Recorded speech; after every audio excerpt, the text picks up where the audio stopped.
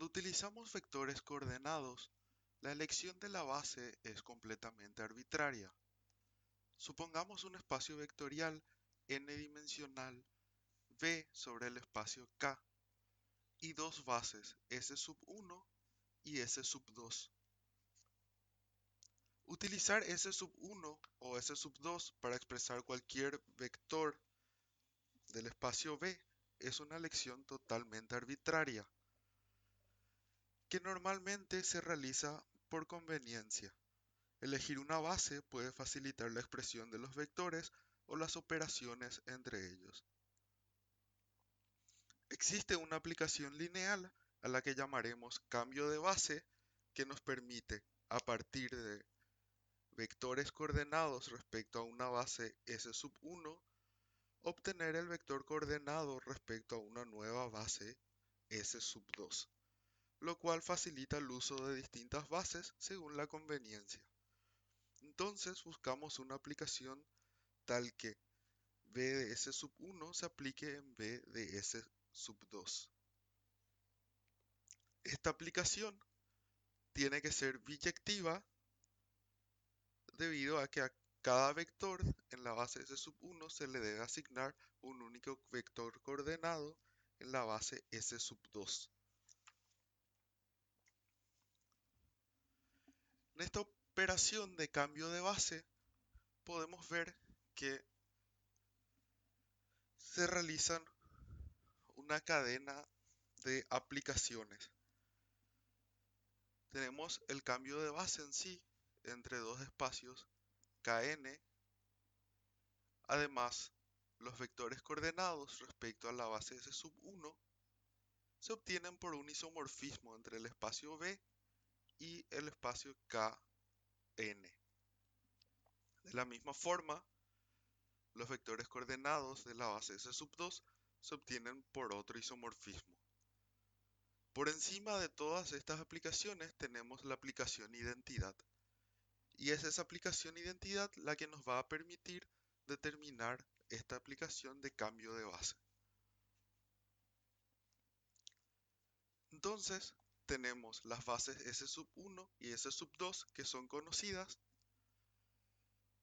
Tenemos los vectores coordenados en la base S sub 1, que también es conocido, y el vector coordenado en la base sub 2, que es lo que estamos buscando. Podemos ver la aplicación de isomorfismo, hacer el proceso inverso y encontrar el vector u a partir de estos vectores coordenados, con un simple producto matricial, donde tenemos la matriz cuyas columnas son los vectores de la base S sub 1 y el vector columna que son las coordenadas del vector coordenado. Lo mismo para la base S sub 2. Estas matrices conformadas por los vectores de las bases son matrices invertibles debido a que sus columnas son linealmente independientes. Entonces, como hay una relación de identidad entre estos vectores V, podemos igualar estas expresiones. Como S sub 1 es una base, los vectores de la base S sub 2 podemos escribirlos como una combinación lineal de los vectores de S sub 1. Esto nos va a dar un sistema de ecuaciones que podemos escribir matricialmente de la siguiente forma.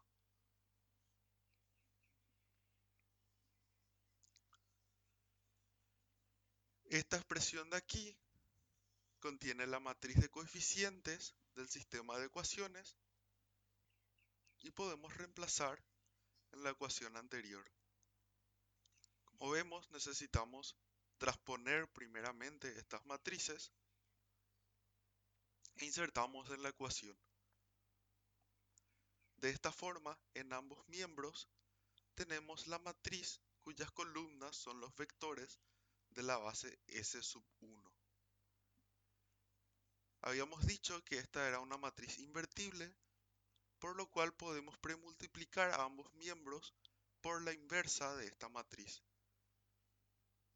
Al hacer eso, nos quedamos con la siguiente igualdad, donde podemos ver que en un miembro tenemos el vector coordenado respecto a la base S sub 1, en el otro el vector coordenado respecto a la base S sub 2, que está multiplicado por la matriz de los coeficientes que habíamos hallado. A esta matriz le vamos a llamar matriz P, va a ser la matriz de cambio de base de S sub 1 a S sub 2. Es la traspuesta de la matriz de coeficientes de S sub 2 como combinación lineal de los vectores de S sub 1. Entonces tenemos esta relación entre los vectores coordenados, donde el vector coordenado respecto a la base S sub 1 es igual a la matriz P por el vector coordenado respecto a la base S sub 2. Y la inversa de P por el vector coordenado respecto a S sub 1 es igual al vector coordenado respecto a S sub 2.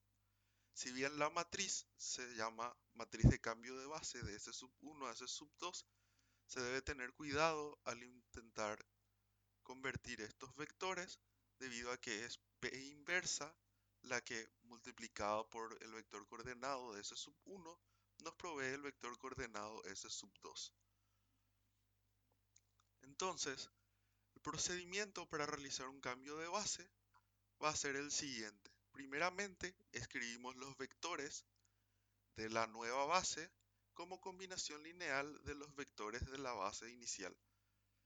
Formamos la matriz de cambio de base de la base anterior a la nueva base como la matriz traspuesta de los coeficientes obtenidos en el primer paso. Para transformar las coordenadas del vector b respecto a S sub 1 a las coordenadas respecto a S sub 2, hacemos P inversa por el vector coordenado respecto a la base S sub 1.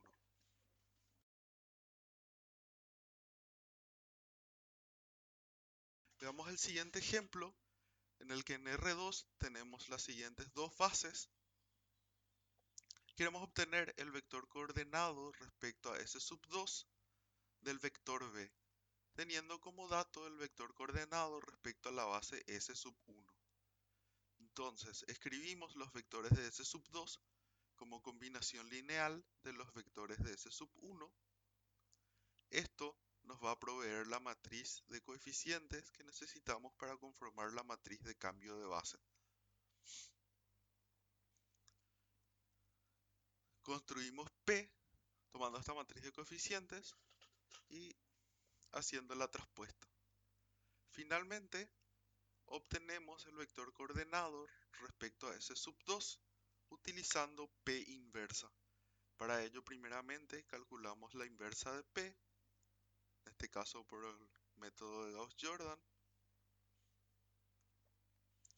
y premultiplicamos P inversa por el vector coordenado respecto a S sub 1. El resultado de este producto nos da el vector coordenado respecto a la base S sub 2.